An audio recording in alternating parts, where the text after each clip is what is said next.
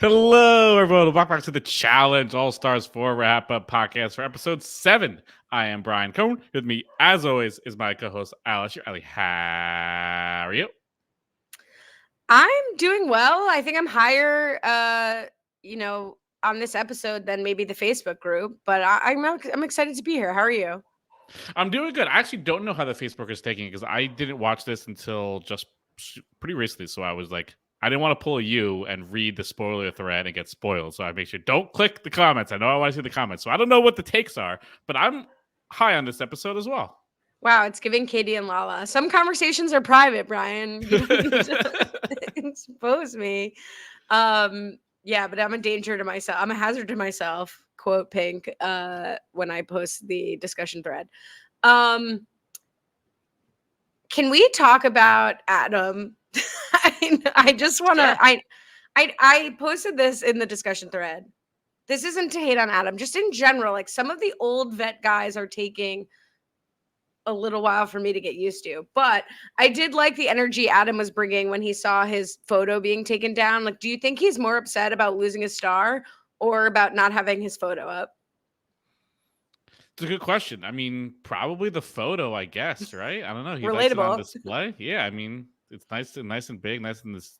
You mean Ace, though, right? Don't you mean Ace? No, I mean Adam. Ace now has his photo. Oh, from the beginning. Oh, okay. Yeah, no. Taking it Ace to the lost top. this. Ace, wait. Ace Now I'm also even more. started this episode. Okay. Yeah, Brian needs a full 24 hours to process the episode. Let's take I'm it still back. on. In the I'm top still of on the Chicago episode. time. I'm still on Chicago time. Oh, yeah. How was that?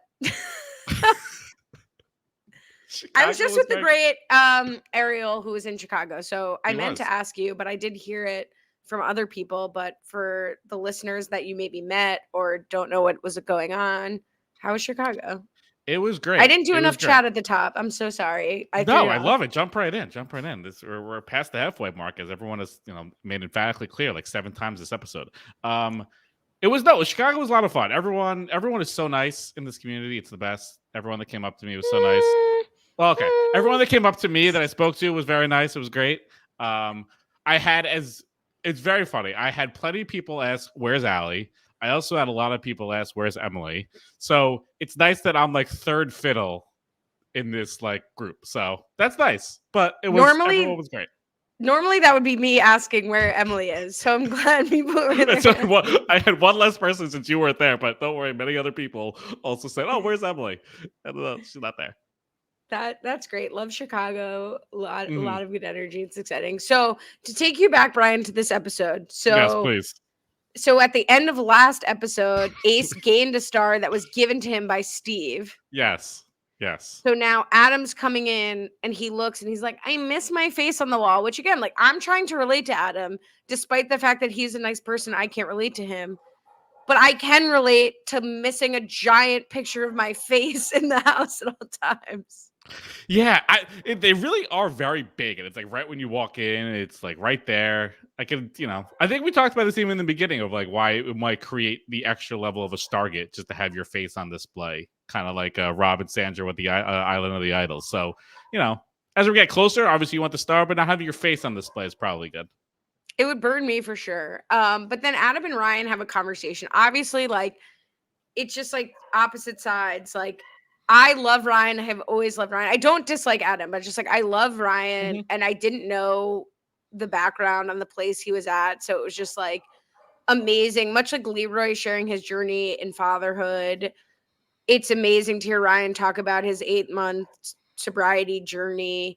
And it's interesting. Later in the episode, we hear about he's like not in his best physical shape. He's bruised. You see this like huge bruise on his arm. Oh, he's the video here on his arm. Mm-hmm. And Stephanie Hurt, ironically, that her name is Stephanie Hurt, in the Facebook group, dropped a post that Ryan left before this episode. I don't know if you saw this. I guess you didn't because No, I haven't seen anything about this episode. I clearly so no nothing. Okay, so Ryan wrote on the like challenge Instagram, thank you guys for all the love. It means more than you know. If you or anyone you know are suffering from addiction, please reach out for help. It doesn't make you weak, it makes you a boss. As the universe had it, I injured my shoulder on day 5 of All Stars 4 with what I wouldn't find out until after filming was a shattered clavicle that required a metal plate. I'm telling you this because I came in feeling so confident and able to compete with a clear mind, but the universe had another plan for me and said, you're going to do this sober with an injury. Just when you think you've done enough, you can always do more. I'm not saying it was wise to compete with a broken bone, but always expect to be challenged more just when you think you have things handled and figured out. If you're wondering why I have a giant bruise on my shoulder / arm / chest, the entire season is the remnants of a broken shoulder. The surgery was successful, and then Stephanie didn't screenshot it and I was lazy. But like that blew my mind Wow. that he's had this injury this entire time. That's wild. Yeah, I thought the injury. I guess we thought it would happen like when he fell in the water from this challenge, but obviously not. Like it happened for so much earlier. It is wild how much we find out after the fact of how many people were dealing with stuff, like not just with Ryan, but like other seasons. We find out people like, oh, I had like a broken leg, I had like a broken arm. It's like that's crazy. I was And pregnant.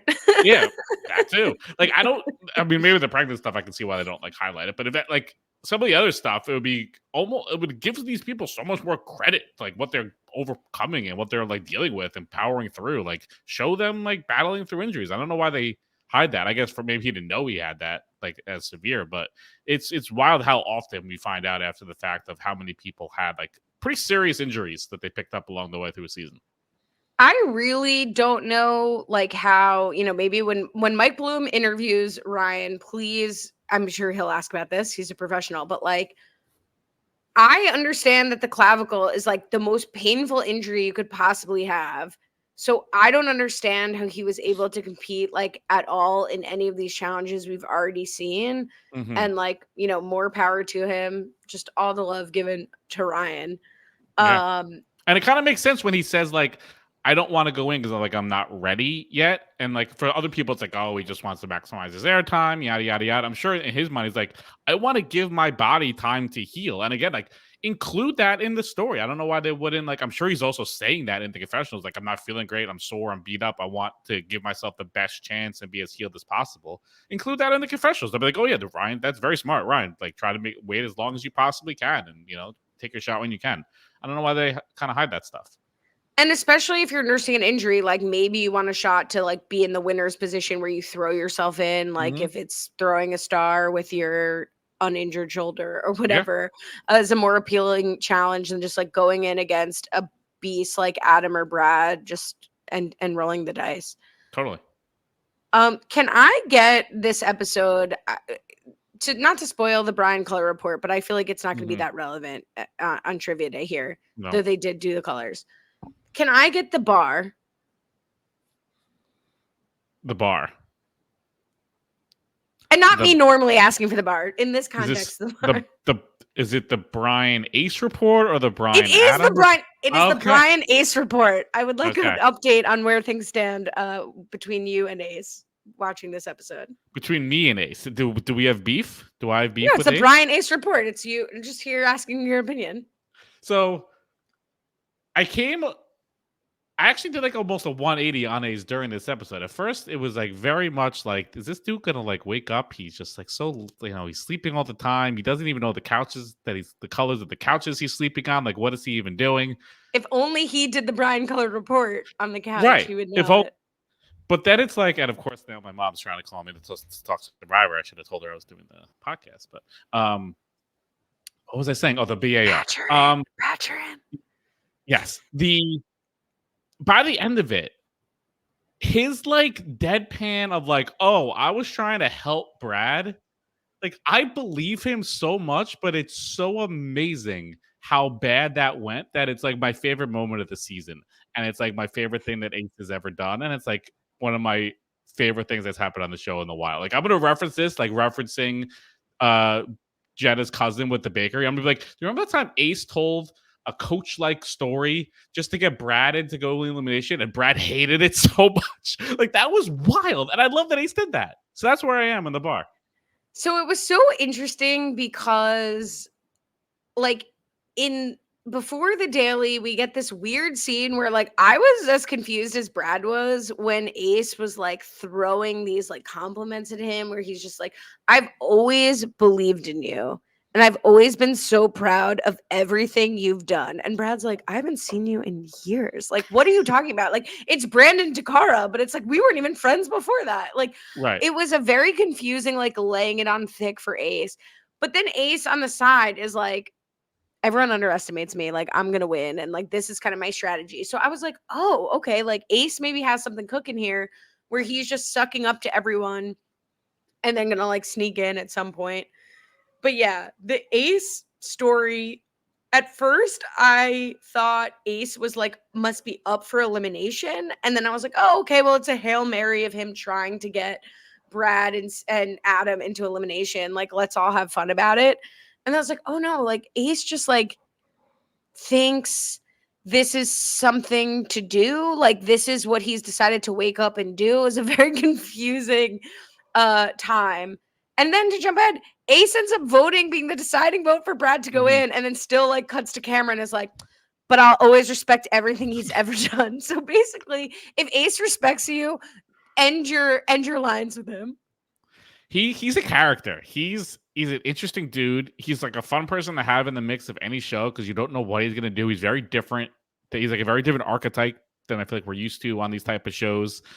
So I don't think we would want multiple types of aces on a season. You know, when you want that one pocket ace that like the ace in the hole, you slide in there, as he would say. But it's fun to have one. So we got the one. There's something there with his name being Ace and being one, but I don't know. Face is high or low. Anyway, Brad lets us in before trivia day on how like it's been a huge struggle for him, this challenge, and he's got a lot going on at home. He won't talk about it. Like, and as a father and an educator, it's tough for him. I did not know Brad was a teacher. No idea. I didn't know what he was doing back home. I guess he has some authority as a teacher, but I didn't know what he was doing. Well, I googled Brad Fiorenza educator or teacher, and I did find a post from 247 weeks ago of him teaching comes with a mindset I'm going to keep forever. Was that 5 inside years? and outside the classroom. Hashtag education, hashtag special education, hashtag lifelong learning, hashtag teach, hashtag assess, hashtag reflect, hashtag repeat.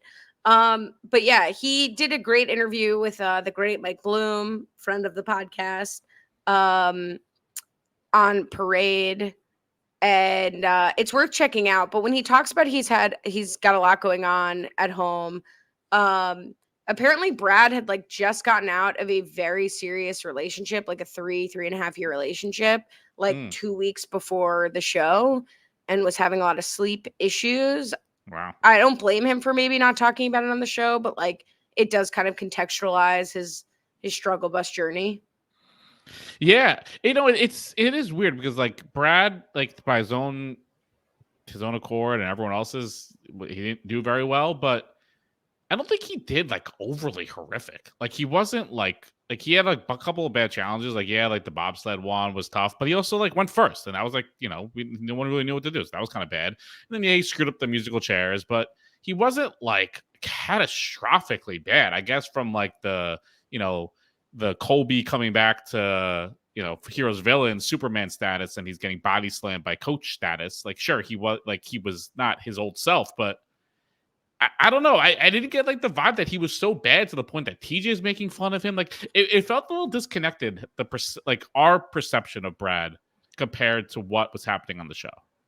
No, I totally agree. And I don't know if it's just because it became like bigger than reality, where he was like, I'm struggling. I'm having trouble at home. I'm not sleeping. I'm napping. I'm not usually a napper. Again, this is all coming from Mike Bloom, but we did see it on the show too. Like Brad was like asleep in one of the clips and whatever.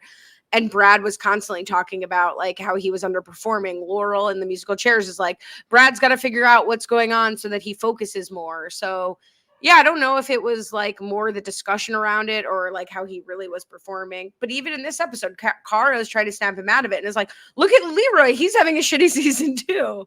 So right. Yeah, it's kind of perception is reality, I guess. Yeah, I kind of feel like TJ almost like helped stir the narrative even more in the house. Like TJ being like, Brad's out first, of course. And I feel like the house was like, oh yeah, I guess Brad does suck.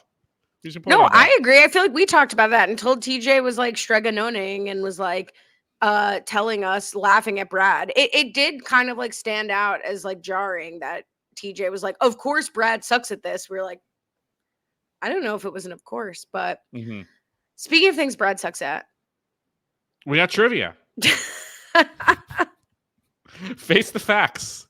TJ's favorite competition of the season, as always. This one being done in pairs, 2 rounds, 4 teams in each. If you get a question wrong, you get a ball in your cylinder. 3 balls in your cylinder, you are out.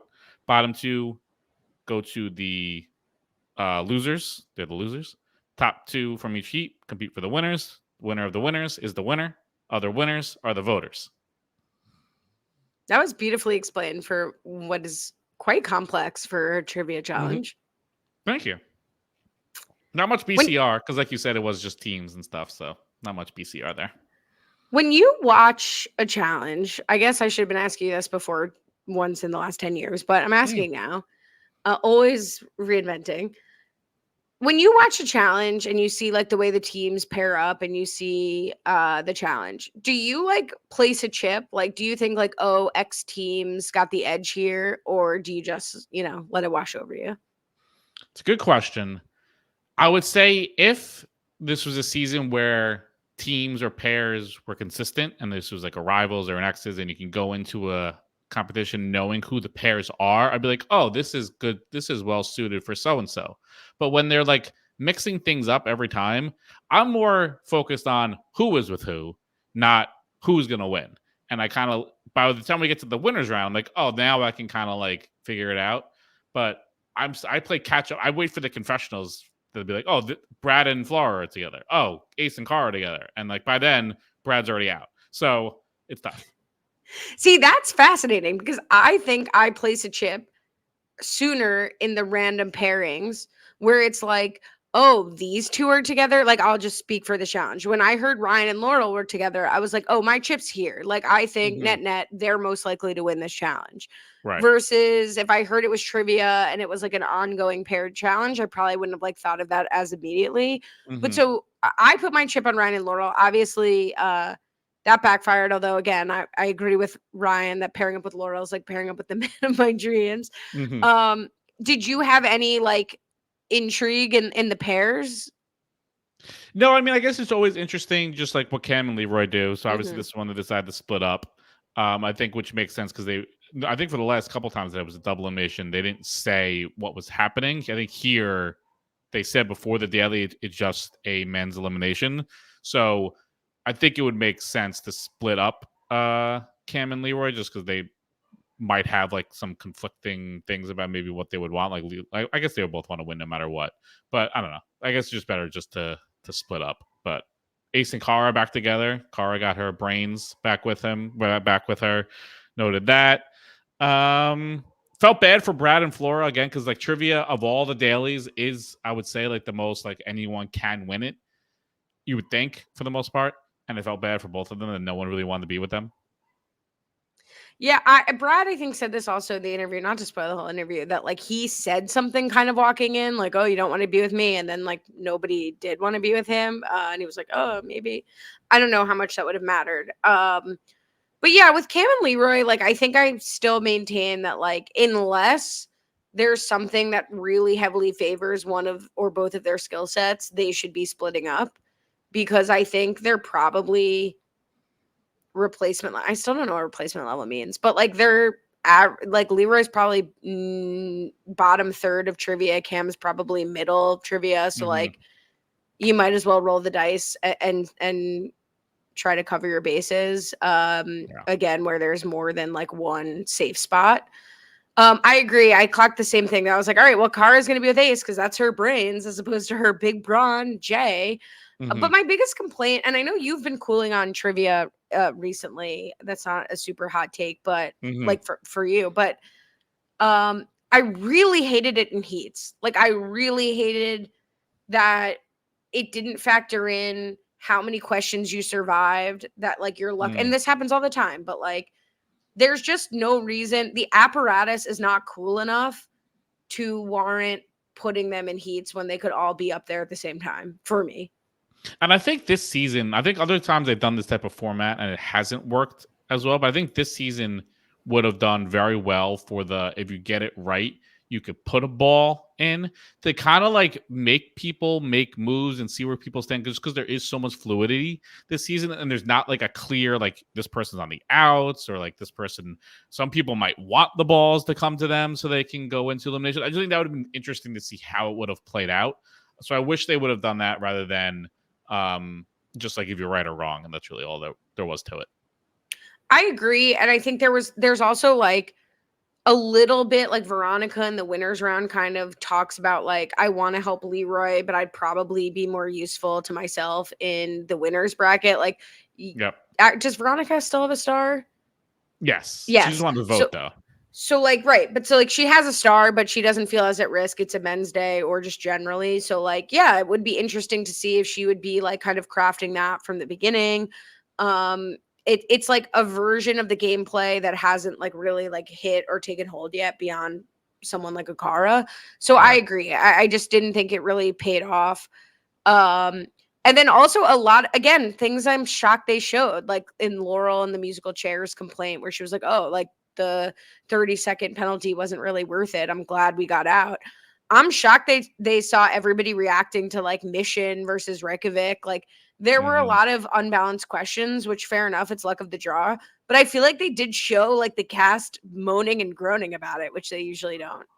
Yeah, they usually try to hide that. Some of them they complain about some things, and it's like, yeah, it's easy when you know it, and it's hard when you don't know it. But some of them like were truly wild, like to get Mission and like, oh, like Reykjavik. I couldn't even say that, let alone spell it. So the fact that like that was wild to have as your question. But I did enjoy like the Big Brother style of like almost like what day this happened on. Like, what was the name of this challenge? Who was the first person voted into elimination? I enjoyed that, like the first half of everyone's questions when it was like things about like what happened earlier in the season. I enjoyed that, I think, the most. I think that's like the most fair almost. I know some of them still were also easy, but you know, I thought that was fun. Yeah, which hand did Rachel throw with was tough, but at least that's a 50-50 shot. Yeah, that's why it's tough. Like tough meaning unfair, like too easy. Okay.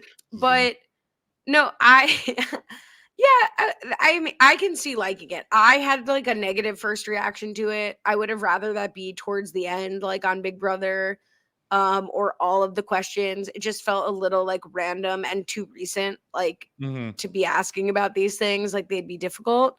I did love Jay and Nicole getting a like, which author? And Nicole just goes, ugh, like. And how about Jay? I forgot. Yeah, he won. You know, he's coming very funny lines. Like he's defending champion from 8 years ago. Very funny. And as Jay points out, he's like, I don't know what like this would be the best at, but he is like the best not losing competitor of all time. He doesn't lose things ever. Which makes this tough where, you know, and Jay puts this out perfectly, which is like, if you stay in the middle group too long, depending on whether this just marches to the end as the format or there's some shakeup, you could be punished for being too mid. In every single thing Jay has completed in his challenge life, he has never lost. Should Jay be throwing the challenges then at this point? Like, what would be the harm of throwing this challenge? I get it that you're forgoing, the power of choice, to quote Rhett and Link. You're forgoing the opportunity to pick your elimination. But if you're Jay and you know you are unlikely to win, which has just been proven here, should you start throwing challenges to get yourself voted in? It has to be. I think we're at the point where people are going to have to start thinking about that, especially because now, so this is a solo elimination. Next week, it's probably going to be a women's day, which means we're only a few more left. So I think we are set up for like people might just get out. Like they just run out the clock, and like that last daily comes along, you're in that middle group, you're just screwed. Like you're just game ends and you're voting and you go home basically. So it's setting up that way, and I think people are going to have to start throwing things, or we're finally going to see more and more people throw themselves in, kind of no matter what, when they win. And it'll be interesting for someone like Jay, someone like Ryan who's injured, versus like a Derek. And maybe this is what the Derek stuff is, all of the hype around Derek has been leading up to, is like at some point as you get down to that last elimination and everybody wants to go in, people, I don't care what Kara says, like people are going to have to start thinking about who do I want in the final with me. And maybe they'd rather throw down injured Ryan and Jay than Derek, who's been crushing it all season. Like maybe crushing it all season will hurt his chances of even getting a shot to go into the elimination, which would be incredible. Very sad, but incredible. I know Veronica doesn't like when people do this, but people will have to play selfishly. All right. So the losing group is going to be Brad, Flora, Cam, Steve, Ryan, Laurel, Adam, and Avery, meaning that Brad, Steve, Adam Ryan, and Avery paired together, by the way. I noted that. They were holding hands, building that little connection. Do you think we're going to get anything from them in this season of any type of confessional? Like, ooh, Avery's kind of cute, or Avery be like, ooh, Adam's kind of interesting. So you don't think Adam's cute? So what you're saying is he's not cute. He's interesting. Okay. Yeah, I don't know. I have such a complicated relationship with like all of the old male vets that I can't really speak to it. I was almost. I would not that I wanted Leroy to lose his star, but it would have been very interesting if, like, the end of this week, it was like Ace, Steve, and Adam all with stars, and it's like the three of like the very much old school people, men, all having stars. It's just like it was just interesting the juxtaposition of like all the old school people maybe making it to the final. But so you're saying Leroy isn't an old school pillar of this challenge? So you're saying Leroy hasn't earned his stripes? Is that what you're saying? You wouldn't be happy to see Leroy in the final. Is that what you're saying? That's exactly what I'm saying. All right. The middle group, who also wouldn't be happy to see Leroy in the final: Kara, Ace, Jay, Nicole, Derek, and Tina. And the winners, Leroy and Veronica. We kind of flagged this, but just again, we get TJ like calling Derek like an absolute killer, whatever he says. Like, again, another, shout out to Derek that goes nowhere. It's got to be building to something, maybe. Right. Yeah, I mean, yeah, it seems like it's building to something, and it sucks because this was like the perfect elimination. If Derek could have found himself a way to do it, like he would have smashed this type of thing. So, yeah, we definitely missed a chance here, but it's building to something, like you said. Hopefully.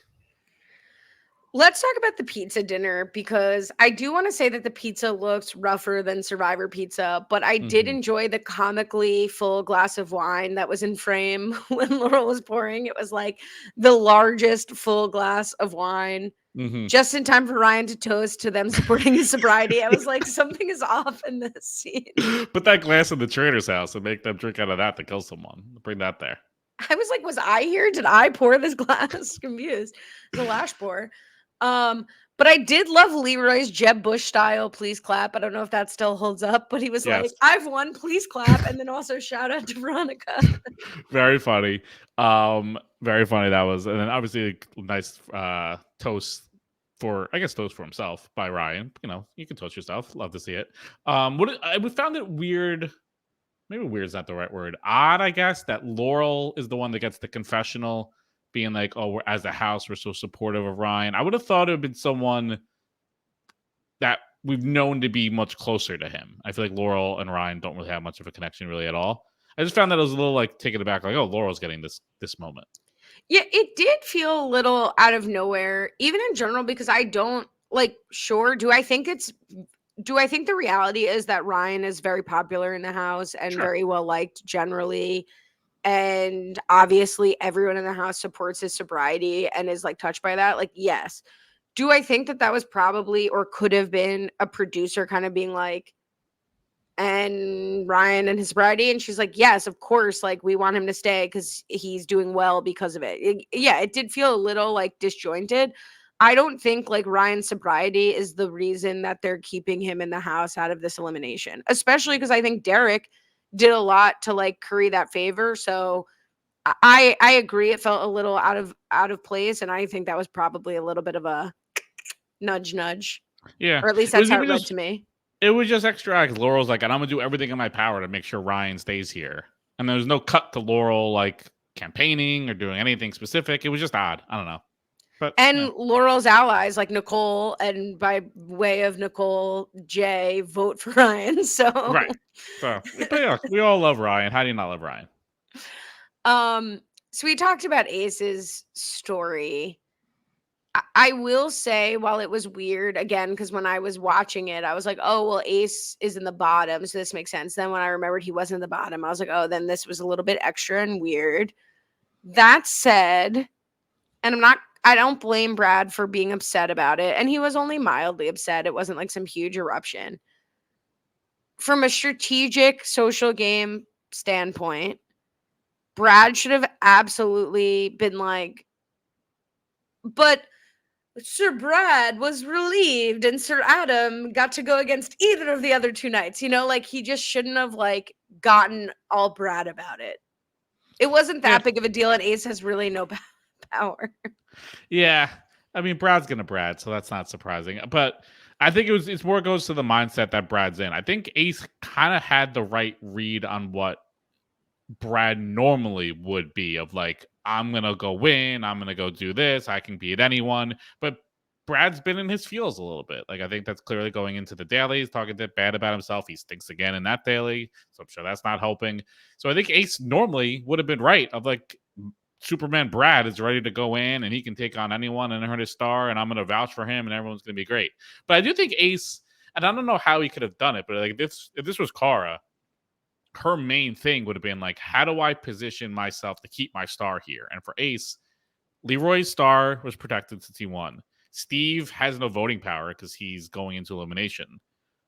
So like Ace, I feel like should have been much more set on like, how do I get a certain deal from someone that I can keep my star? Because his star was like the most likely one to be stolen, and I mean, as it was pointed out, it doesn't seem like he maybe doesn't care, I guess, when his star is stolen. But like that should have been his focus. Like, how do I set up this elimination to give myself a chance that someone will steal Steve's star, or should I get Steve into elimination and then hopefully he wins, and then like my star is safe? I don't know, something. He could have done something. Yeah, his best case scenario, right, is like Steve goes into elimination. Well, I guess two things. Steve goes into elimination and Leroy throws himself in and then he takes Steve's star and gives it to Cam. Or he'd have to give it to a man, but in any event, his star is not stolen. Which is very unlikely that would even happen, but it's something. Or I guess Steve goes against Adam and just inherits Steve's star. Or he tries to make a deal with Adam, take Steve's star, but I don't think that's realistic. So yeah, Well, I mean, actually, I think the point, the Leroy going in, I think Cam, maybe she had a conversation, but this could have been an interesting convo that she could have had with Ace and with this group of like, let's set it up for Leroy to toss himself in. And if that's the case, like if Steve wants to toss himself in, that's fine. But, and this maybe goes to Ryan being so well liked, but if you toss in like Steve and Ryan and you get a physical thing, Cam should have been like setting up for Leroy to replace Steve. He goes in, beats Ryan easily. Cam gets the star. Now it didn't work out. Obviously, yeah, with this elimination, but like that could have been like the setup that they could have been trying to do of like, let's get someone less physically stout in, and if it's a physical elimination, Leroy can replace the other person, beat them, and get Cam the star. So it doesn't, that I think is right, because also it doesn't hurt. A worst case scenario, then it's Steve versus Ryan, who cares? Right. But it doesn't really strike me as like Leroy or Cam style, but in this case, Cam style, to orchestrate it so that Leroy goes in and gets her star. It just like doesn't feel very Kill Cam to me, and I don't think she'd want. I really don't think she'd want Leroy to go in and get a star in any scenario, much less like craft it that's like kind of the main plan. So I think it's a good plan, but I just don't think it feels like them to me. And I do think she wants the satisfaction of snatching Kara's star herself. Yes. And that's just the spiteful queen we love, the Cam defenders. Caitlin Glancy has a theory about Brad, which I think is really interesting. Do you think Brad gets PTSD anytime he sees a pizza? Was that the source of the anger? It very much could be. The Pizzagate before Pizzagate. Yeah, maybe. That could be what brought him back. Talking about the deliberation, I was surprised that everyone just kind of agreed Steve just shouldn't go in again. Not really usually the challenge vibe. That was very surprising. And I feel like this house has been very fickle with the whole idea of like, I want to go in. Like, I guess it depends. There's a lot of things about how you say it, who's saying it, who you're saying it to. Because here, Adam, seemingly very nicely, is like, I'm ready to go in. This is my time. But I guess the key thing is like, I don't care who I go up against, is like the key messaging you need to put out there without, so you don't get the backlash. And that's what he says. Like, I'm ready to go in. I respect whatever you want to do. And everyone's like, cool, you're going in. But I was also very surprised that Steve was completely let off the hook. Yeah, I mean, I also think the difference, in addition to, it was just like, I want to go in, I don't care who's against me, which I think we said with like Janelle and Cam should have been the approach. But they also, like, Adam didn't have like this like obvious agenda, whereas like if it were her girls' day and Cara was in the middle, I think even if Cam said, I just want to go in and I don't care who I'm against, Cara would still be working against Cam going in because she would be protecting her own star. Whereas I don't think the men are treating it like that. And Steve, and actually, are any of the men voting star holders?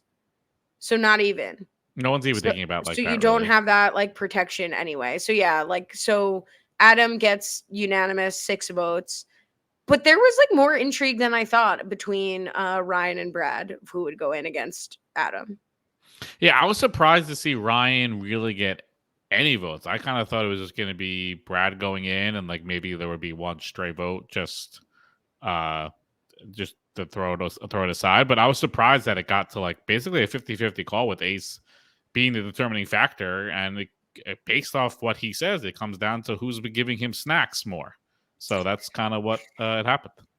Yeah, Robbie Freeman says, "It's Ace all of us. We pretend we'd be cutthroat and strategic, but in the end, we'd probably just nap and make decisions based on who gave us snacks." Yeah, I mean, that's I get it. Like, I think Ace should have had a much more serious thought of like, who do I vote in? How do I cut a deal that if I put you in or don't put you in or give who you what you want, like you won't steal my star? That did not seem like it crossed his mind even in the slightest. So it came down to snacks. And I think Ace has a reasonable amount of like, this star was just like handed to me and I get it. Mm-hmm. So I get, like, I don't agree with it, but I can understand it more than somebody who like went down and fought for it to just kind of be like, of course it's going to be me, guys. Steve doesn't deserve it being taken. Leroy doesn't deserve it being taken, and it's safe in any event. So one thing I thought was interesting in reading the votes again, and like the constant journey to find out what's going on with Cara and Laurel and Nicole and Jay, it was very interesting to me to see Cara and Jay vote separately, Nicole and Jay vote together. And not to doubt Ace's sincerity about the snacks, but I wonder how much Cara's vote to Brad influenced Ace, because they're obviously very close. So Cara's brain and her brawn on opposite sides of the vote today. Yeah, and Tina was there. Just doing her thing. At least she says it. At least she's like, I can't do as good of a Tina impression as Ryan can. That absolutely slayed me. But it's just like, well, I wish I was good at politics, but I'm not, so I'm going to vote Steve. Like, honestly, and I love Tina. Well, I love Tina. Modern Tina. We said it when she quit the game like twice in All Stars.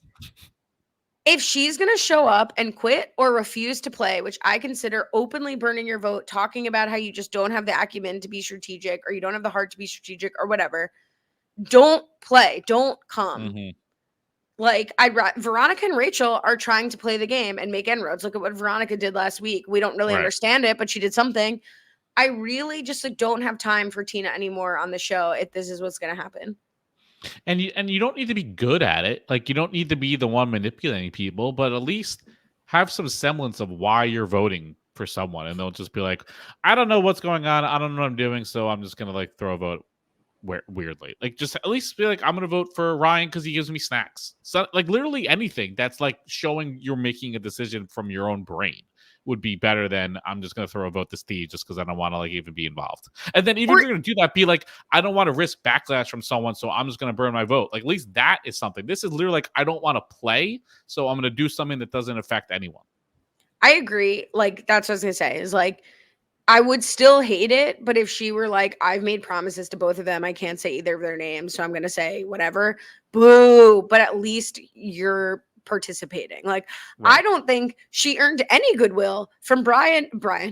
Brad or Brian at all. So it's like she threw her vote away and could have really been a deciding vote here and didn't gain anything from it besides like neutrality or like being ignored. I don't know.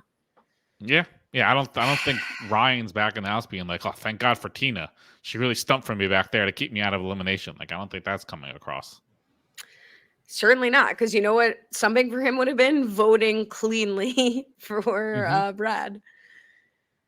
But as we go to the arena, when I saw those game controllers back, which I'm glad they brought them back, because I think we did talk about how like it seemed like such a waste and an interesting challenge or a lot of setup.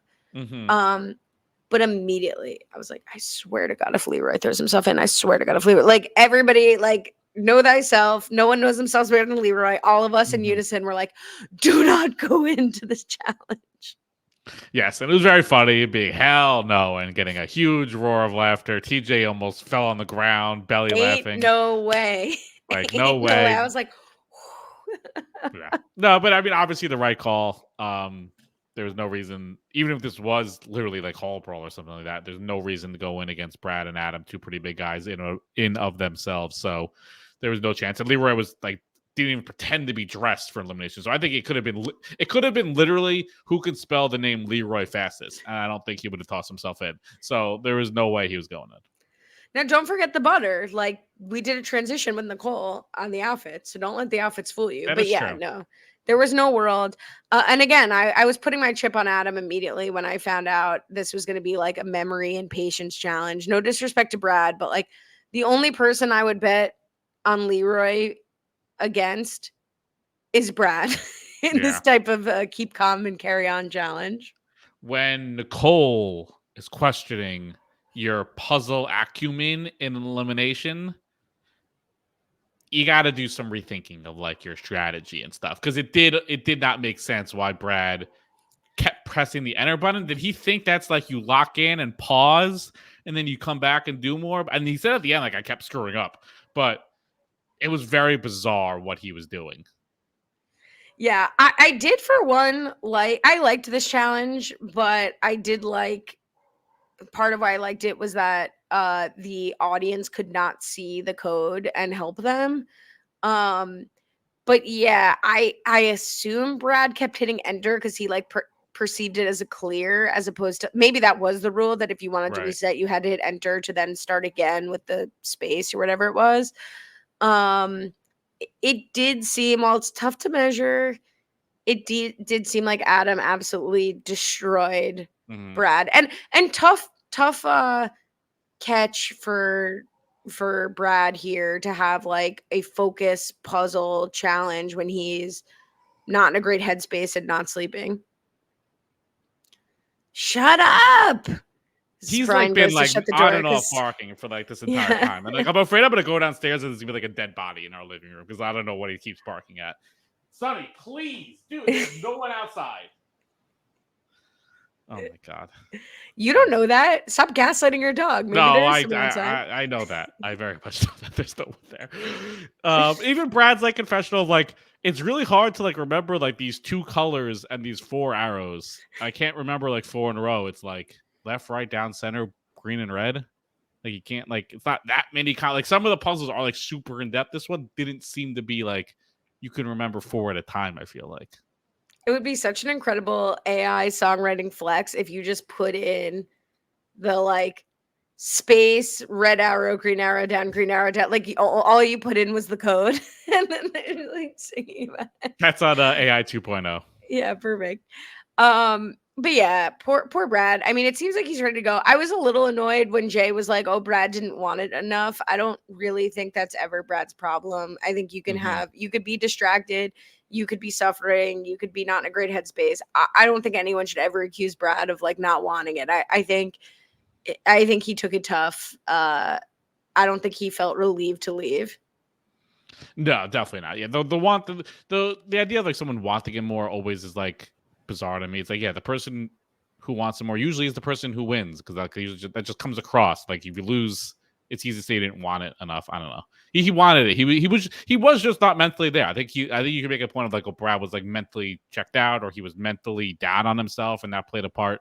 But also, they play this elimination 100 times. I think Adam wins this maybe 100 times. Like maybe I think once. even like, in Brad's best moment. yeah, like maybe one Headspace. time Adam trips and breaks his ankle, and that's how Brad wins. But I think other than that, I think Adam wins like every time. So it's tough break. Ryan might be upset here looking at it. I mean, we don't get a confessional, but like this is something Ryan could have. I mean, maybe not pulling yourself up to the pole like truly with that clavicle, but Sure. yeah. And to Jay's point about wanting it, I mean, if there was ever a challenge where wanting it mattered, it was Jay eating the smoothie. Right. Anyway, next week we get some previews before we have some questions and some tweets to talk about, but we're in for a roller coaster ride by the look of it for next week. Yeah, we're getting the next chapter of the great Laurel versus Cora. Oh, Cara 30 for 30. So that's going to be very interesting. Nicole versus Cara, Laurel versus Cara, man versus food. I don't know. It'll be something. Here's a question as we say we bid farewell to Brad. Dora says, does Brad need to retire? Feels like he has been really fumbling dailies this season and saying this will haunt me forever every episode. We never, very rarely see him politicking or strategizing and building alliances or playing the game. The last memorable moment from Brad that comes to my mind was Pizzagate from Vendettas, and that was Marie's doing ... Yeah, he doesn't bring a lot to seasons, but there's just something about his presence that just feels All Stars old school. So I think just seeing him there with the beard and all, it fits. Like I don't think he needs to retire. As he pointed out last season, he was great. He made it, won a bunch of dailies in a row. Could have easily won the season if one or two things maybe go a little bit differently. So I don't think he needs to go anywhere. He fits. Like he doesn't need to go challenge proper, but he's very much All Stars mold. I agree. I'm not there yet with Brad. Congratulations are in order for Derek Kay, host of Challenge Mania. He just welcomed his first baby with his wife Nicole, Maverick, on Mother's Day. Wow, I love it. Congrats via people.com. Congratulations, Mazel. Mazel. Very exciting. Tina tweeted, see, this is interesting. I don't know Flora's Twitter. I desperately tried to find it. I could not find it. It's like the bar. Send it to me if you have it. I'm sure people can find it at me. But I looked on Instagram. I didn't see anything from Flora about this. But Tina tweeted, Flora, I don't know exactly what your issue is, which lets me know there is no issue. Adult temper tantrums are the biggest turnoff. It's been a year. Keep spewing your venom. You have nothing. Hashtag Tina's thoughts. It's been 2 years, first of all. Tina. Brad also said it's been a year in his interview with Mike. So I'm like, were they told to say it was a year? Has it only been a year? Maybe they pre-scheduled all these interviews and tweets for when it was supposed to come out a year ago, and it's all just happening now. Tina's actually filming right now another season, so she auto-populated this. Yeah, Tina calling someone else out for having like a temper tantrum is a little rich. So should I start using a hashtag Ali's thoughts? I don't really tweet anymore, but if I should have a thought, should I hashtag Ali's thoughts? To make it like Creed's thoughts. It's like Tina's thoughts looks like the alliteration because it's TT, but like when you read it, there's no like. Is that still alliteration? Because if it's pronounced differently, it's not alliteration anymore, right? Right, but it looks good, quote unquote. But then you say it's like Tina's thoughts. It should be like Tina's thoughts. Right. Tina's tots. Anyway. Tina's takes. Should we do? We have another question, but it's a little off topic. So should we do DJ Sunny D? Oh, sure. Let's get DJ Sunny D up in the mix. Or yeah, let's get DJ Sunny D.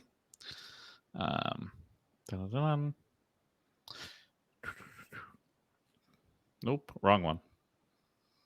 I think that I got small. Can we do that the whole time? I just have the small. Share screen. Window.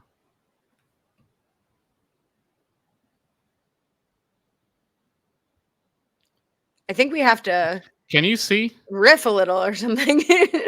What? Can you see like what's on my screen? Nope. I can see the excellent graphic, but you've moved me to the side.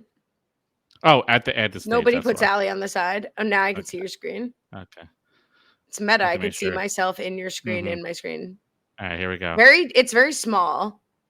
It's very small. It's quite small. It looks like it's splitting the screen still, like where my head would have been. Well, because I couldn't figure out how to just share this. This is not going well. Let me try to remove. Let's start the whole podcast over again. You've got me for 5 more minutes. Use them Okay. how you want to. Here we go. This should help. Narrator, it did not help. No, it's helping. It's still small, Still but just very let's small. do it Why is small. it so small? We'll just do it small. All right, we'll just do it live. Here we go.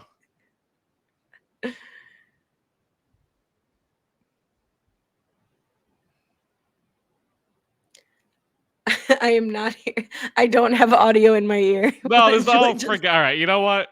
It's not happening this week. Could you sing it? Could you sing it? I could, but I am not going to. It'll be. What was the theme? What were the general themes? A couple shots of Brad. Couple shots. Happiness for Adam. Ace gets in the mix. If you want to see it, it'll be in the channel's Facebook group. That's where you'll see it. We planned this the whole time. All right. Yeah. Because we're not getting that, let's do a little bonus content. So 2 people wrote to us on Facebook and in the questions thread. Caitlin Glancy said, any chance we can get a quick VPR season thoughts at the end of one of the pods, or will there be one-off end of pod season pod like last year? And Carly said, I may be the only one asking for this. No, Carly, you're not. One of 2. But now that we watched the finale, can you please do a pulse check on VPR? I generally don't know what I just watched and love your Bravo takes. This is a hot scoop. I don't know if you're doing a podcast for Vanderpump Rules. I declined, but I'm happy to discuss it now. I don't think we are. Yeah, that's the answer. I don't think we are, but we could do it after. We could do a quick Bravo segment after maybe part 3. Wait for it to fully wrap. So in a couple of weeks when it's all done, get Plainview Sue back on the horn. No, she doesn't watch. She doesn't watch Pump Rules. She could get through it. She could vamp. I'll say this. I'll stake my claim after I did watch the first part. So for anyone who doesn't watch Vanderpump Rules, good night, goodbye. Follow us on Facebook, whatever. For people who do watch or who are doing their dishes so their hands are soapy and they can't hit stop on the podcast yet. The finale aired. The first part of the reunion aired at the time of this recording. I have watched that. I have been waiting all season for Lala's explanation where she said it will become clear like why I turned on Ariana, and when by the time that airs everyone will understand. At this hour it is still not clear. I still don't agree with Lala or the Toms, and that's where I'm at. I do think the show needs to be canceled. That's where I'm at. I saw the one take I saw that I couldn't agree more with. Someone brought up how VPR, this group, is so quick to turn on each other, throw each other into the bus, do so many different things to each other, where with the Jersey Shore crew, they are so locked in together and like a true tight-knit family group that like when Sammy came back with Ronnie, there was no cuts of, Snooki being like, how could Sammy have gone away for all this time? And now she won't even film with Ronnie. She's despicable. What is she doing? She's ruining our show.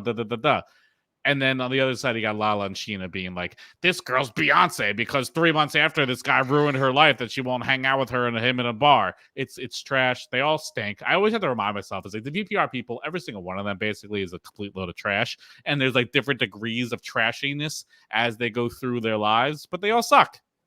And it's kind of come full out. It's tough. I was just having this conversation at work today, actually, about Vanderpump Rules, about Jersey Shore now, but it was Jersey Shore versus like newer housewives who are like throwing their husbands under the bus. And it's like, it's a good comparison from when like Sam like left the show. But in terms of now, like the Jersey Shore people are cashing different checks than the Vanderpump Rules people. And I think the Vanderpump Rules people like know they're on life support, and they knew it before the season where Ariana and Tom had the incident in the first place, like Scandal in the first place. And I do think it really rings, it's like almost too meta and too transparent how desperate Lala is to keep the show going. Yeah. though I don't blame her because it is like her paycheck. But it becomes like not fun for the viewer when the check is in the room with us, and like the Yeah. desperation for the check is in the room with us. And like you're saying, that does feel like the driving motivation for the drama, for the fights, for whatever. So I'm happy to check in at the end of, I don't know what they're gonna show in 3 parts, but look, they could. It's like printing money with me. They could run 80 more seasons, and I'll still, for I'll some be reason, back. watch. But I do think it's on life support. Justice for Ali. The fact, not just I you, know you the don't other mean Ali, me. You mean the other alley. the other Ali. Oh my Also god! for I thought you were in you. my corner for a second. I almost fell No, over. both of you, both alleys. Ridiculous that she is not a chair in that reunion. She has to share the same, like, and here comes Joe and Allie. Meanwhile, freaking Brock is there front and center the whole time. Ridiculous. Get Allie on that stage. Okay.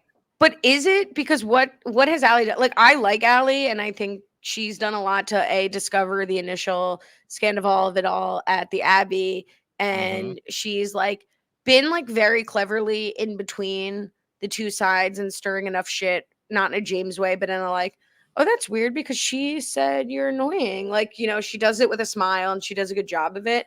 I don't really think Brock or Allie should have been a main chair. I agree. That's fair. Oh, They okay. both shouldn't. I think if Brock's Got there, it. Allie's there. I think they both brought the same levelness. They both weren't in the theme song, so it's not like one of them was there. Like they both weren't in there. They both should come out later, or they both should I just be agree. there. I agree with that. Golf clap. With our alignment, let's close out. Let's do it. You can subscribe. Rob has a website.com/challenge feed. Join the Facebook group. Follow me on TikTok. Challenge wrap ups. Follow me on Twitter. Cohen Brian _. Follow you. You can only find me in the Facebook group. I also am putting into the universe NGOG, New Girl Old Guy, with me and Akiva Winokur. If you forgot what it is, it's us talking about New Girl. That will be back this week. Woo! Love it. Look out for that. Look out for us next week for episode 8. Remember, we are past the halfway part, in case you forgot. Till then, have a good one.